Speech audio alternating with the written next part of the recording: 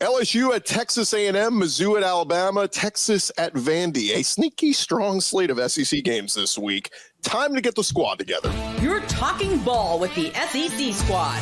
From Alabama to Tennessee, from Georgia to Oklahoma, from Auburn to Texas, it's the local experts of the Locked On Podcast Network bringing you scoops, breakdowns, and the most comprehensive preview of the upcoming SEC weekend.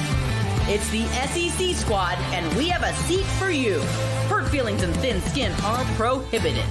Squad up. You're part of the SEC squad. Hey, what's up, everybody? Welcome into the SEC squad. Sit back, grab your favorite beverage, and join us as we get you ready for another wild week across the SEC. And welcoming in our panel of experts this week, we've got Stephen Willis, host of Locked On Ole Miss, John Miller, host of Locked On Mizzou, Corey Burton, right, from Locked On Vandy. You guys don't have your names up, so I'm going to do this off of memory. Clint Chamblin, Locked On Bulldogs, Georgia, and Jonathan Davis, Locked On Longhorns, Texas, and then John Neighbors, Locked On Razorbacks. Guys, welcome in.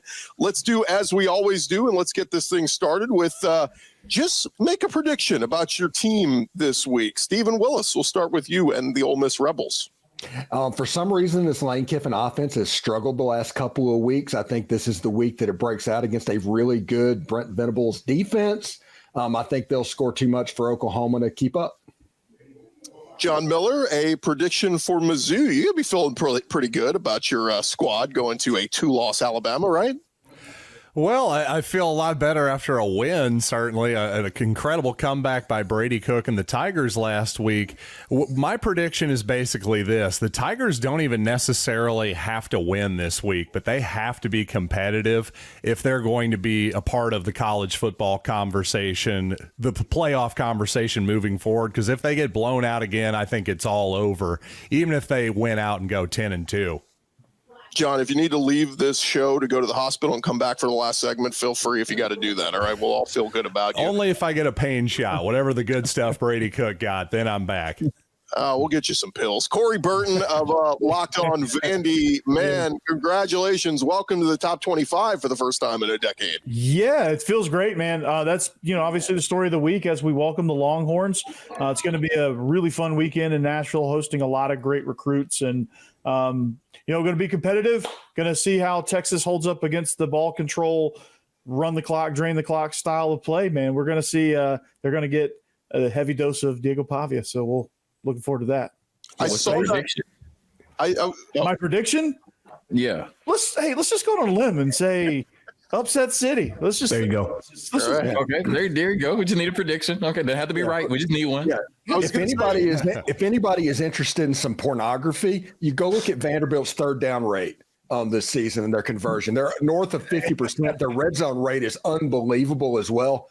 Man, Jared Kill and Diego Pavia, guys are doing work. I wasn't real porn, Steven, but thanks for the stats. Yeah, I don't know pornography on the internet, right? Or if you Google that, but yeah. Hey, look, man, it's funny. I saw an article today. It's like, here's a list of recruits that Vandy would be hosting. I'm like, what world am I living in? This got a 4-star linebacker who just decommitted from Steve's favorite school, Mississippi State. So yeah, wow.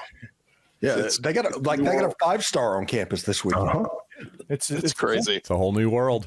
Man, Jared Curtis, man, he just decommitted from Georgia. I don't know what that means, but all right, pipe down on the Vandy recruiting. All right, we'll get to that later. Never thought that would be uttered. Clint Chamblin, Locked On Bulldogs. You guys get a bye after a nice win where you had to beat Texas and the refs.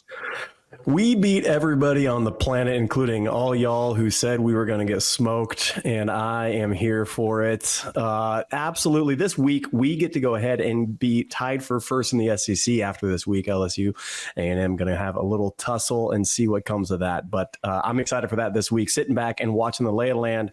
Everything's going to come back to normalize where Georgia's on top, right where they should be. Yeah, I've talked to both LSU and A&M fans this week, and both of them have said, even if we win this week, do we really want to go play Georgia in the SEC title game? It's like, oh, God, that's, we'll talk about that down the road. Jonathan Davis, sorry to rub dirt in your wound, but that's pretty rough. Texas getting humbled for the first time this year. Yeah, I appreciate y'all inviting me back. I was scared I was going to get kicked out the group chat or something, but a prediction this week, we're going to move forward, not look in the rearview mirror. But of course, shout out to Georgia. All the credit in the world. Look like the best team in the country right now. My prediction for the Vanderbilt game is that Texas will get their best ranked win of the season, right? Michigan looks kind of blah. Oklahoma looks kind of blah. Texas is going to go to Nashville, beat Vandy, which I think currently is better than Oklahoma and Michigan, which is crazy to say. I think Vanderbilt is the only SEC team with a winning record against Texas. All time, 8-1. Wow. Yep. Yeah. I mean, all these things we're saying would have been crazy a month ago, but this is our new reality. This is where we live. John Neighbors, man, y'all had everything going for you. Fayetteville was rocking. That stadium was packed. Hosting LSU, prime upset special, and didn't go your way. Yeah, I enjoyed the tailgating. I mean, that was fun. They had a drone show, too, that had Darren McFadden holding We Got That Wood, so that was fun. But that was about it. Yeah, pretty much the highlights there. But I'm just glad that, of all of us here, me and Clint can relate to each other, being the only people in here that has a top 5 victory. So come on now. There it is. Kudos to us. I'm taking all the wins I can get. Arkansas, Mississippi State, real barn burner at 11:45 in the morning in Starkville. So the Hawks should win, but they probably won't. So it'll be fine. I saw it's an SEC network game, and I kind of miss the old days of the old Lincoln Financial. I mean, this would be a Lincoln Financial game if I've ever seen one. Dude, the 3 Daves would be screaming at you inside of that director's chair that they would be sitting on in the middle of the field. Yeah, this has they have some great. This has some great vibes to it. But listen, I mean, the Mississippi State defense is awful. So Arkansas's offense has not been good. So you think that this would be the way that they could finally make it work? Probably not. But should be fun anyways. We're going to get into the matchups this week, guys, but I kind of want to just go quick round table around the table here and give me like who are your 2 worst teams in the SEC right now? Because this thing's changing by the week. Steven, you still put Mississippi State down there? What about Auburn? What about Oklahoma? Who's the worst? I think it's a bottom 3. I think right now it's Oklahoma, Auburn, and Mississippi State. Until Mississippi State actually wins the game, they kind of live down there because I think they're 1-6 at the moment. Now they could get Arkansas, as John Neighbors said. I mean, Van Buren is playing really good quarterback, and Lebian is going to get somebody likely this year. Who that's going to be, I don't know. But as of right now, you can't justify moving Mississippi State up over the other 2. Honestly, no, not right now. Put Kentucky in that mix too, by the way. Mississippi State, it feels a lot like Vanderbilt last year, where you could see some things starting to pop. It's going to take a few guys. I think they got good things going on. I think that quarterback is the real deal once he gets some more seasoning underneath them. But yeah, it's Auburn and it's Oklahoma, which Oklahoma got the bad draw of the schedule. I get it, but they just look outclassed in every single phase. They are not ready. They have not been recruiting up to the level. Venables ain't it. Like that, it's just going to go real bad for them in a hurry.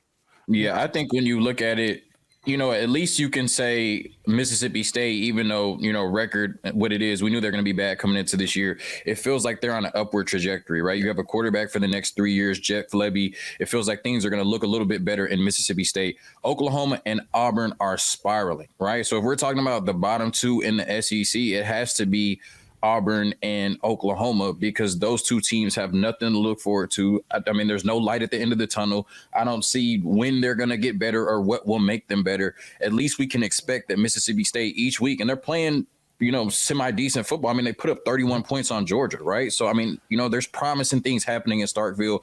Auburn and Oklahoma, just absolutely disgusting, those 2 programs. Jonathan, you hit the nail on the head with Mississippi State, man. They have an identity on offense, which that's part of when you're establishing a culture. That's part they have of one on defense too. And they have one on defense too. So they're a team that knows what they want to do. They just can't do it yet because they don't have the pieces. And they could just as easily go in the portal and somehow find a couple of pieces, and they could be, up in the middle of the pack, upsetting people next year. But Oklahoma and Auburn seem to be dead end type situations. Like Hugh Freeze, I don't know I don't even know what to say about Hugh Freeze. It's just awful.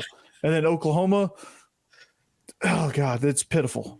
And then those two teams. I think Oklahoma was eval problems on the offensive line and injuries doing it. Hugh Freeze and the Brian Harsin statistic that now they're starting to do, and that's the new Jimbo and Kevin someone thing. I need that more than air each week. And Mississippi State, they're kind of the Kenny McCormick of the SEC, though. That's their problem. They're on the wrong side of the tracks. They're doing stuff like that. They don't have the money for the NIL. And so you need pieces to come in. There's no Jerry Kill coming to save them. So I think that they have to worry that Van Buren is actually going to be targeted in the offseason because he just put out film and everybody is going to know what he's doing. You tell me that Mike Norvell in Florida State isn't all over that right now. I'm just – will he still be there? I mean, they're about to be 1-7, so I don't know if he can make any promises to anybody right now. You beat them for the first time in school history and didn't even rush the field because they're that bad. Shout out former Texas quarterback Malik Murphy. Thanks for the plug. Thanks for the alley-oop. The salt in the wound I've heard from Florida State fans is in this age of NIL is that the worst part is Florida State's losing. They go to commercial. And then DJU was in commercials promoting products, and he sucks. And it's like, oh, God, we paid for this guy, and he's selling us the product. And it's twofold, just getting your butt kicked every week. So selling his product and selling his team, basically. Yeah, no doubt. Hey, shout out Bo Nix. He got the Bojangles before he left Auburn and went off to Oregon. How'd that work out? ACC squad, man. Hey, listen, I'm just glad that none of y'all said Arkansas for the first time ever as being the bottom team. Hey, y'all are that was nice. decent. Stop the count. Stop the count. The Sooners have been outscored by 111 points this season. Enough said. I think they might be the dregs right now. Maybe not in the whole season, but right now, after the last couple of weeks, they look horrible. That's a shame. You do all of their offensive stats, every one of them are in the hundreds. The saving grace for Jonathan, Texas, y'all, we did a welcome to the SEC for Texas and losing to Georgia, but it's really welcome to the SEC Oklahoma. It ain't getting any easier for you guys, and this thing's going to keep spiraling. All right, we're going to get into the matchups happening this weekend. Coming up next right here on Locked On SEC Squad. More with the squad here in just a second, but I want to remind all you college and NFL fans out there, you can start the season with a big return on FanDuel. They are America's #1 sports book. When you get a hunch in the middle of the game, you can check out the latest stats for your live play-by-play and so much more on the same page where you place your bets. And you can get started with $200 in bonus bets guaranteed when you place your first $5 bet. That's over at FanDuel.com. Oklahoma at Ole Miss. That line is up there right now at FanDuel. They got Ole Miss -21. Arkansas is -7 at Mississippi State. Mizzou at Bama. Mizzou catching 13.5. If you'd like them to cover that big number on the road at Bama, who's lost 2 of their last 3. All those lines up there for you at FanDuel. Again, the website is FanDuel.com. Check them out. Get started. Get signed up. And then you can download the app and check out all the great things on the app, including that $200 in bonus bets guaranteed when you place your first $5 bet. It's only at FanDuel, America's #1 sportsbook. Right along here, our Locked On SEC Squad edition, welcoming in our panelists of hosts. And guys, let's get into this as we got some big games happening this weekend. I want to start with the biggest one, the one that has become the SEC game of the week. It is LSU, #8 LSU at #14 Texas A&M. Remember, we did this show after week 1 and we're going, Mike Elko and A&M, you couldn't even beat Notre Dame at home. And LSU, Brian Kelly, all you do is lose in the opener. You lose to a bad USC, And now here we are. Both teams have just run the table. They're both the only undefeated teams in conference play. Whoever wants to jump in here, LSU, A&M, how are we feeling? Well, I feel like I should jump in first because these are the only 2 teams that have beaten the mighty Arkansas Razorbacks this year. So I'm just going to throw it out there. But here's the thing is like, I'm like with what LSU did with Arkansas last weekend, like they were very impressive in a lot of ways. And I think they got doubted in a lot of ways too. In Texas A&M, kind of the same way when I saw them up front and just seeing how really physical they were up front defensively and everything. I have a feeling that this is going to be an extremely low scoring game. I have a feeling that it's like bet the under. I think FanDuel has like a 53.5, something like that. Bet the under. It's going to be the old slobber knocker or whatever they like to call it. But I expect this one to get something like 13-10 type vibes. I'm feeling that type of thing. I think That's not a bad prediction at all, because I tend to agree, especially with A&M up front. LSU's biggest thing, they could score. Their defense has been shaky outside of Death Valley. But it's really wild to me, because this game, we might look back at this. It might be a very, very good game, very entertaining. We might be thinking, okay, here's SEC champion caliber guys. These two teams might have 2 or 3 losses by the time that the season comes in. And A&M and Texas at the end of the year, LSU and Bama, like that gets squirrely in a hurry. And you tell me Bama can't sneak up on somebody and do something with that. So it's really wild. This game is going to be, I think, in the moment, we're going to get very excited. It's going to be entertaining. We're going to see some guys show out, NFL worthy guys. But I would just caution everybody on the putting forward the future casting on the SEC title, because it is just a absolute cluster. Who the heck is going to be in that by the end of the year with the schedule up ahead? Nice. Yeah, this is that. It's going to be a crazy matchup. I think that, when you look at it, LSU has a really good chance, or excuse me, A&M has a really good chance, especially defensively, to win this game in the trenches with that defensive line. Just the way that defense is playing, period. They're going to have the advantage being at home in Kyle Field. I think that's going to be really important in this game. And when you look at the rest of their schedule, if they're able to beat LSU, I think it's South Carolina, somebody else, I can't remember, easy game, and then it's Texas, right? So I would really love that cinema at the end of the season if Texas and Texas A&M are fighting for a spot in the SEC championship. So I hate rooting for the Aggies, but I'm certainly rooting for that. And I think they get the win against LSU and set up a huge matchup, I think, the day after Thanksgiving against Texas in a Lone Star Showdown with possibly everything on the line. By the way, in South Carolina, they lose in that game. I'm calling it out. I think they play Auburn too, right? But South Carolina and Auburn. Texas A&M should win those games, but you can't say should in the SEC. I guess I learned that last weekend. The only thing I'll add here real quick is LSU, you talk about maybe low scoring. They are the number 2 passing attack in the SEC. And by the way, you talk about A&M up front, they are protecting Nussmeier. He's one of the least sacked quarterbacks in the country. He's been sacked twice all year, and it was when they played South Carolina. Arkansas, I watched Landon was getting after him last week. They couldn't bring him down. It's just, it's an interesting thing. LSU, as bad as they were running the ball or run blocking earlier in the year, they seem to be getting better in that category. They seem to be getting better defensively, and the passing game still the passing game. I saw Garrett Nussmeier will LSU to a victory over Ole Miss. I saw that with my own eyes. He completed 40% of his passes and ended up SEC Player of the Week, because at the end of the game, his last 2 passes went to touchdowns. I think that I just can't think that Garrett Nussmeier is going to allow LSU to lose to Texas A&M.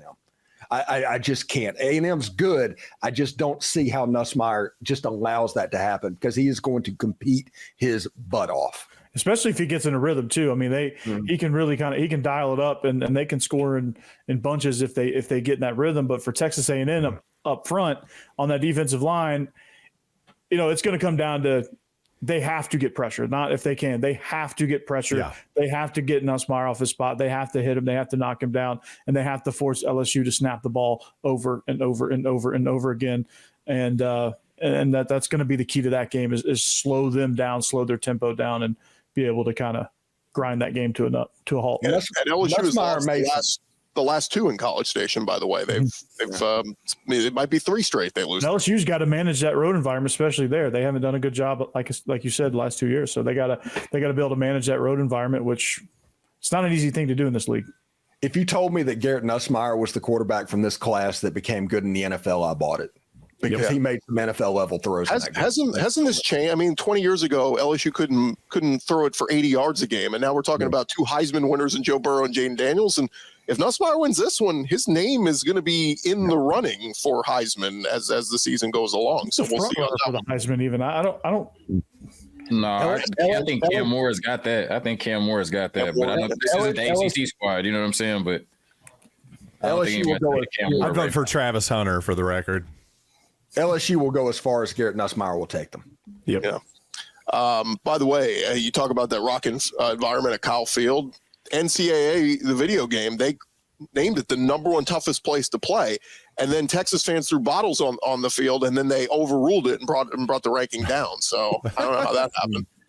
Let's get to the other. It's a bogey move, according to McConaughey. Hey, bogey move, bro. Mizzou, Alabama. Mizzou, Alabama. I wanted to get to that one, but since we got our Locked On Vandy and our Locked On Longhorns host here, I figured, Jonathan Corey, give us your take on Texas at Vandy. Texas an 18.5-point favorite on FanDuel.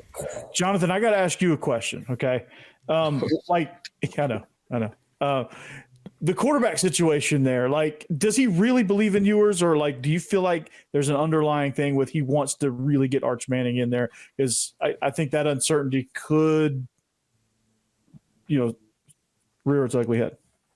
Yes. I don't know. I mean, I think that, he certainly panicked, especially when we saw, Arch come in there and, he really didn't do much different, but you kind of expect that from Arch with the lack of experience. You don't expect that from your year 3, number 1 overall player in his class quarterback, but I don't want to, talk about Quinn Ewers too much, but I think he kind of panicked and overreacted. But, I think only Steve Sarkisian and God can answer that question. I do think that, there may be a little bit of lack of confidence in Quinn Ewers, but he's certainly the quarterback going into Saturday. So. Yeah, it's really wild. We had something like this happen at Georgia with Fields. Kirby Smart gave a couple packages to put him in there because he had to, because his number 1 recruit, all the pressure in the world, and it screwed with the whole system. Fields winds up obviously famously transferring out, but those packages try to get him in there to try to force it. I think that might be the case with Arch. He just feels compelled that he has to get him on the field, which is wild to me because it screwed up Ewers in a big way, and it made a whole bunch of people talk. That leaked 24/7 meme about him having to take some time. That was just crazy to me. I couldn't believe these things pop up, and it can derail people. We're talking about 18, 19, 20-year-old kids. Like, it derails them in a bad way. He said he did it to calm Quinn Ewers down, but we all know if Arch Manning gets in there in those 2 drives and scores 14 points, Quinn Ewers is not getting back in that game. So you didn't do it to calm Quinn Ewers down. You panicked. For the first time this season, Texas got punched in the mouth.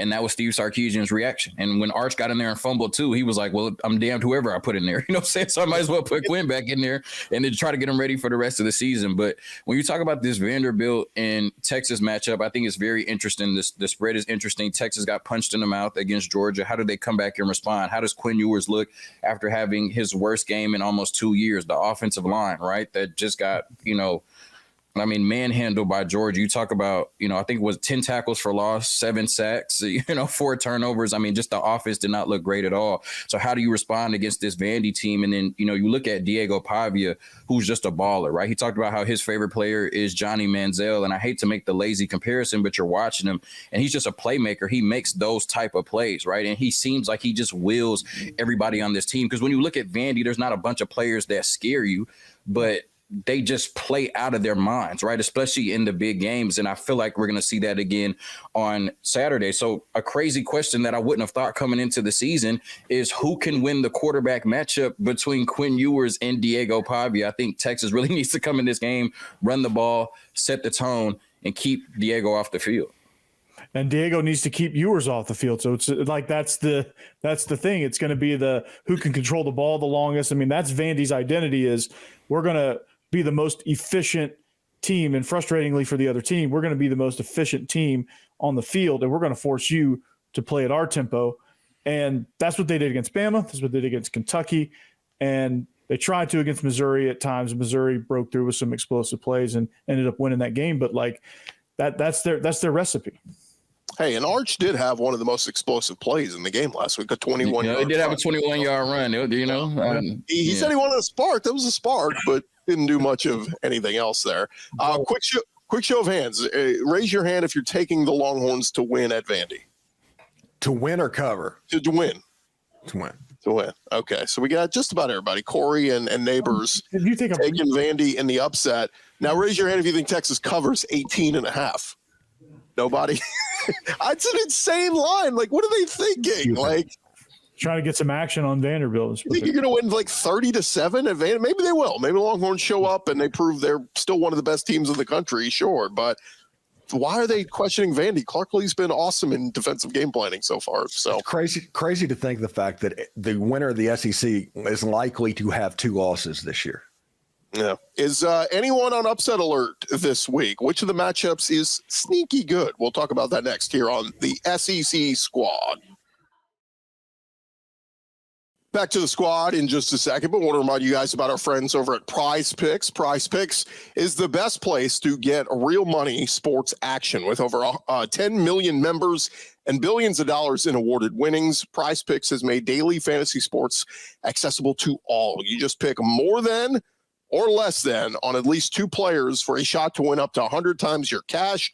Run your game all season long over at Prize Picks, and you can now win up to 100 times your money on Prize Picks with as little as 4 correct picks.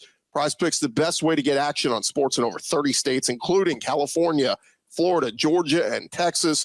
Prize Picks is the only real money daily fantasy platform with an injury insurance policy, so your lineups stay in play even if one of your players gets injured. If your player leaves in the first half and doesn't come back, Prize Picks keeps your lineup live. Go sign up today and get $50 instantly when you play $5. You don't even need to win to receive the $50 bonus. It's guaranteed.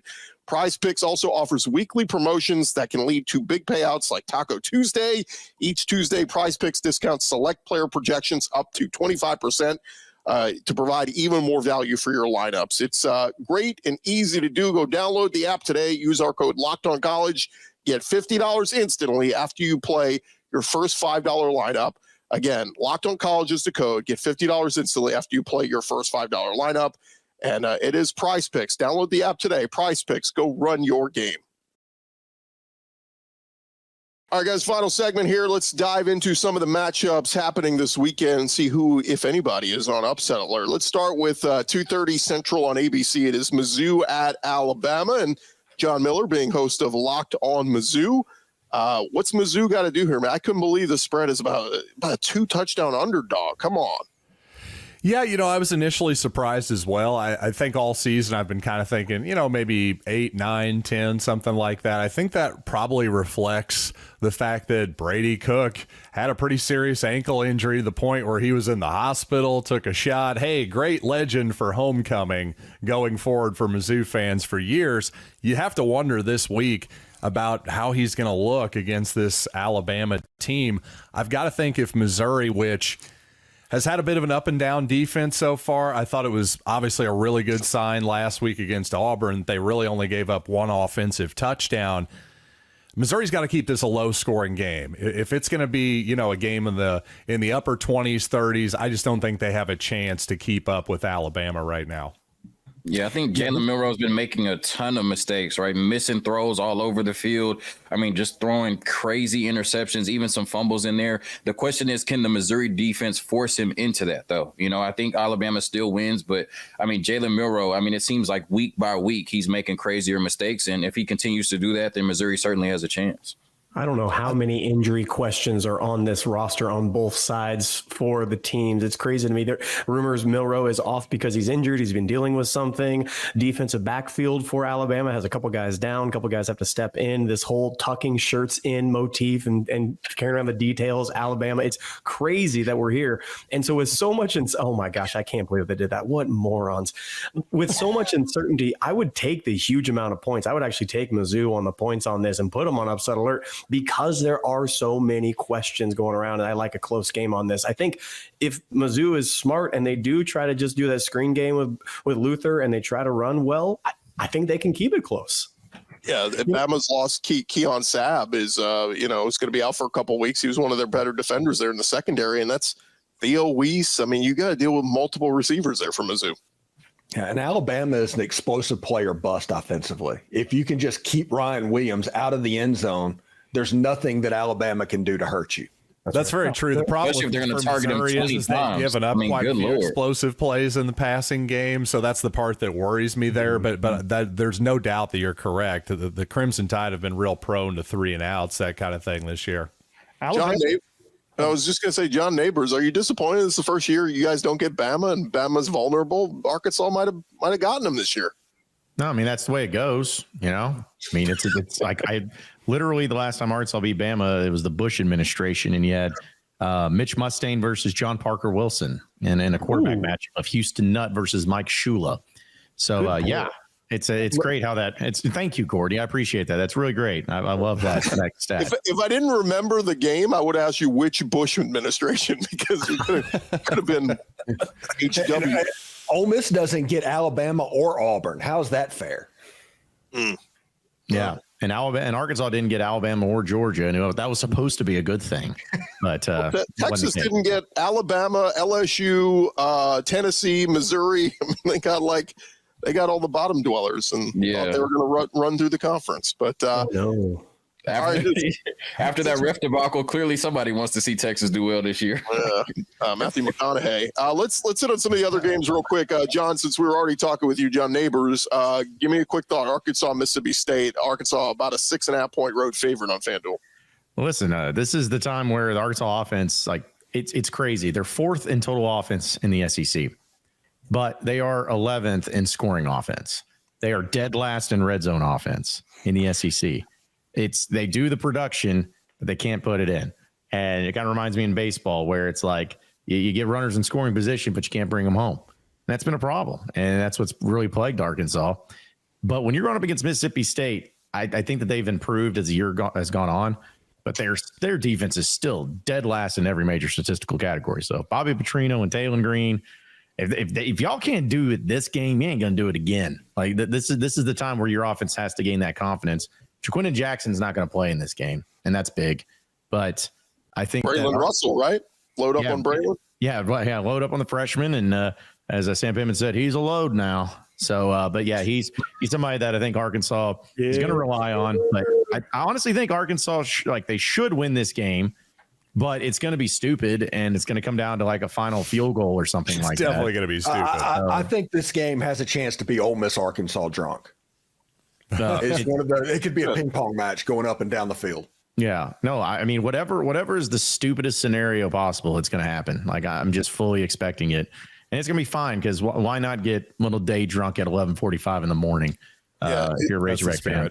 It's going to be that game you want to run to the store at 1:45 to get the last things you need for the 2:00 games, but you can't leave. How can you leave this game? It's a 1-score game, and Mississippi State has the ball. I can't leave. It's going to be like that. So. Hey, Arkansas and Kansas is playing in a basketball exhibition game on Friday night in Bud Walton Arena, so I might be looking more forward to that. It is basketball season. 11 a.m. Central on 8 ESPN. It's 4-3 OU at number 18 Ole Miss, and Stephen. This game before the season looked like a cool, fun, exciting game in Oxford, but this one looks like a game that Ole Miss should win and win big. Listen, I feel bad for Oklahoma fans having to go to an 11:00 game for their first trip to the Grove. I mean, if you're going to get out of it, you don't want 11:00 in the morning. I think the big matchup in this line is Ole Miss has one of the best defensive lines in the entire conference, and Oklahoma's offensive line is not. And that's going to be the tail of the tape in this game. I think that this is going to be the game that Jackson Dart and Lane Kiffin kind of get right. Right now, LSU and Kentucky figured out that if you just eliminate big plays for Ole Miss's offense, they will force it. They will make a play. They will self-destruct. And it's cost Ole Miss 2 ball games. If Ole Miss can just drive the ball downfield and take what's available, they'll be all right and win this game and cover pretty easily.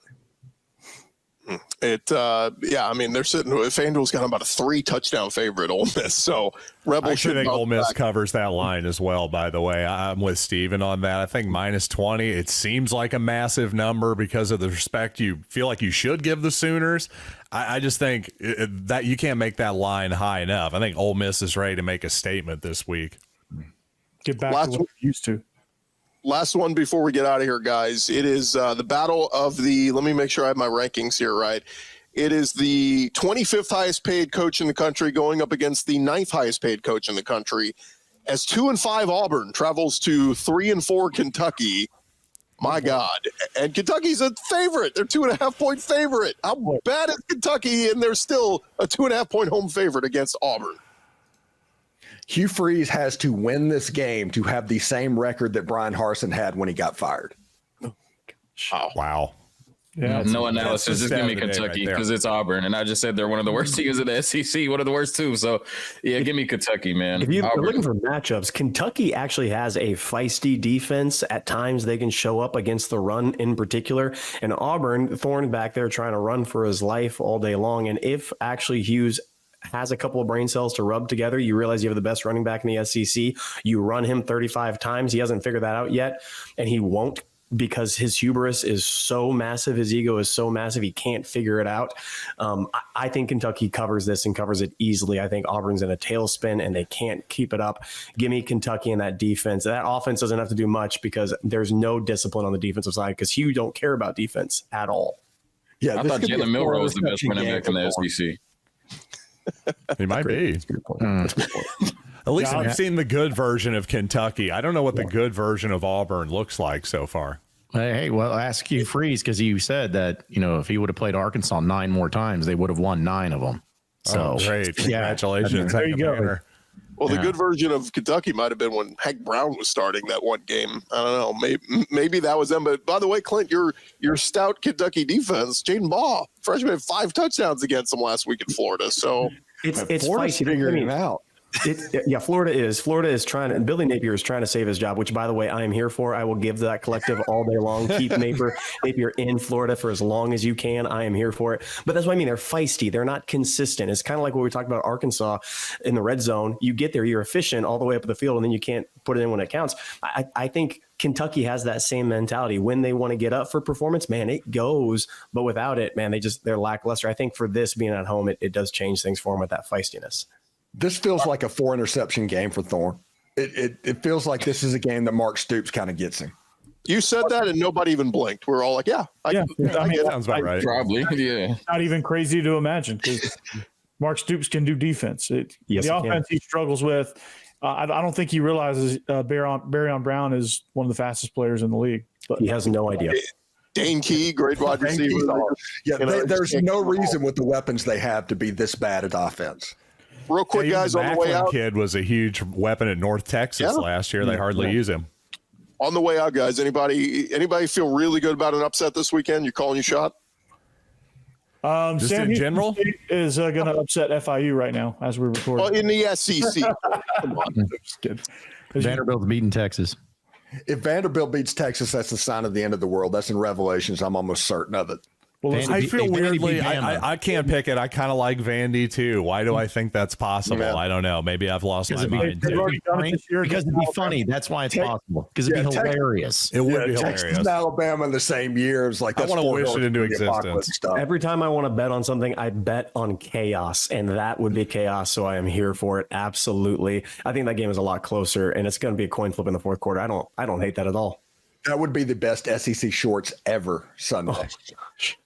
Sorry, Jonathan. We all stand. Don't let Georgia fool y'all now. Don't let Georgia fool y'all, man. It's still Texas, man. It's still okay. That's the thing. Is Texas might look bad against Georgia, but that's Georgia. I think Texas is still pretty. Let's give Georgia some credit here now. You know what I'm saying? Let's hold on a second, because I remember power rankings having Georgia down near 5th or 6th on the list sometime soon. Hey, that's called wish casting, Clint. That's called wish casting. I mean, I'm just saying. Kirby says nobody believes him. Like, oh, he's just talking. Well, power rankings. And everybody on game day did pick Texas. So he's like, you know what I'm saying? Like, everybody on game day did pick Texas. He was finally right on that, right? Like Kirby does this. Y'all picked us to go 7-5. First off, nobody did. But yes, everybody did pick against them on game day. Yeah. So I'll give Kirby that one. All right, guys. When Kirby makes you think that you can get beat, there's nobody that can beat Georgia. Yeah, no. Kirby could be my motivational coach to get me up to go to the gym every morning. That would be great. Thank you guys for joining us. Hopefully you guys have a great weekend. Enjoy all the games this weekend. And we'll be back next week with an all-new edition of the SEC Squad.